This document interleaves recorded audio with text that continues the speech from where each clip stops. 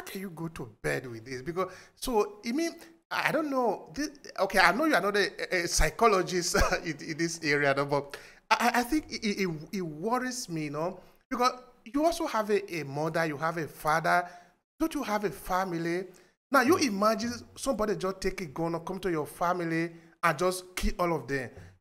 Don't you think? I mean, as human beings, we're supposed to think, no?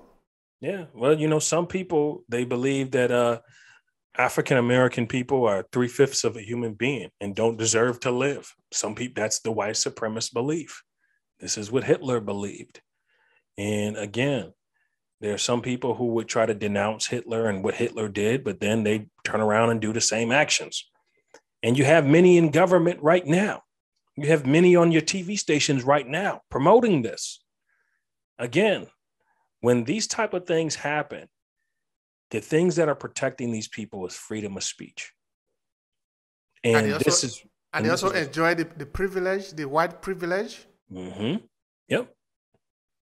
Again, money and power. Power would cause people to do a lot of wicked things. And this boy, not to say he had power, but I'm sure if you looked at his home on the news, he was in a good home, had an acre of land, and had everything most of us would love to have. But yet it wasn't enough. He wanted to inflict pain on a certain race. And he did. He sure did. But he's going to suffer for the rest of his life. Taking the life of a human being is too costly to do. Even a trained soldier that kills, just look at history. Yep. It is difficult. It is difficult to take the life of a person, especially an innocent person, and you can have a good life. It is impossible. Exactly. You have to. Impossible. You hear that mother screams.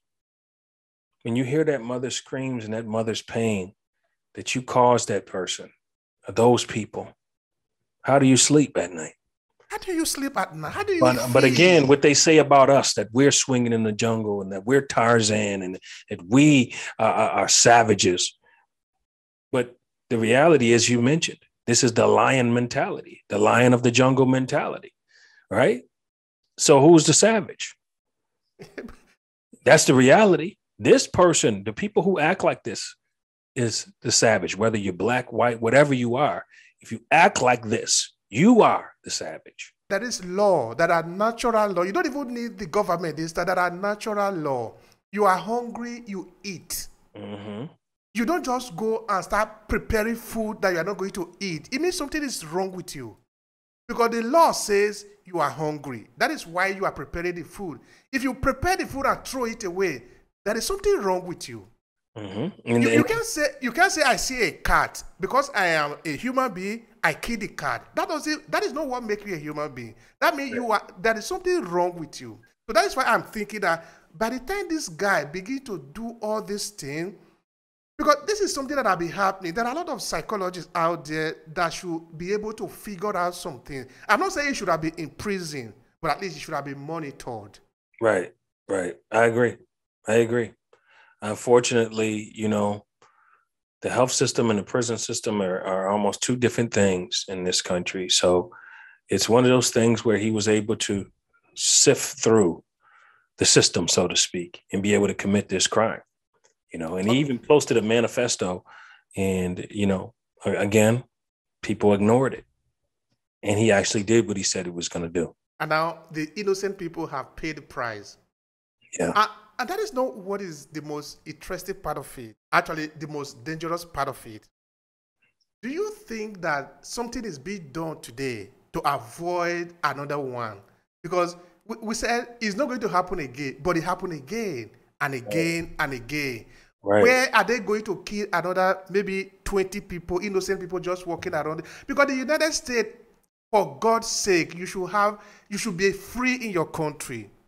You should be able to walk across the street and you are free. Do you think that is preparation? Do you think the government is doing everything it can to make sure that this doesn't repeat itself again? I think they are taking precautions to the abilities that they know how. Am I going to say they're doing the best they can? I mean, I can't say that. I don't know that. I think that there's a racist element that's in government as well. but I'm not going to get into it because I'm not really into politics particularly. But I will say that they are taking some precautions. But again, once things die down, we very well may see this happen again. No, it's problem, reaction, solution. That's the way of politics. The problem happens. Let's react. Here's the solution. Then we move on. And when that moving on period is going on, this is where these things happen, when no one's paying attention. Now, if you even think about this Tops, this is a very big supermarket. If on a Saturday, you can get up to 150, 200 people in there. You only have one security guard. I mean, how proactive is that?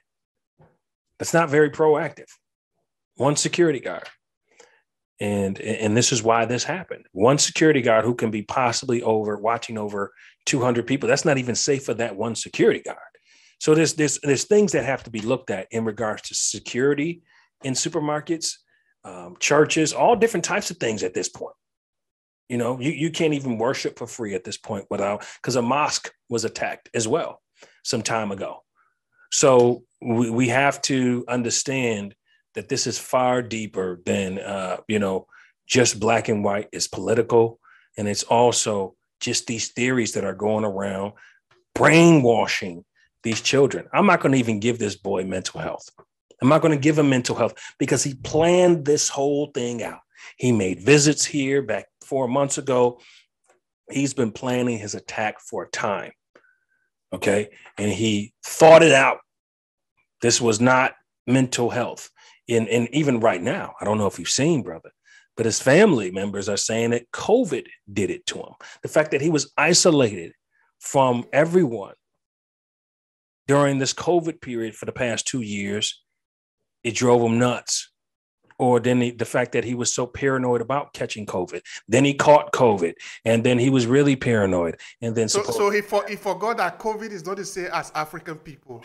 Exactly. That COVID doesn't mean talking to a man, or instead of, all those are just justification, no?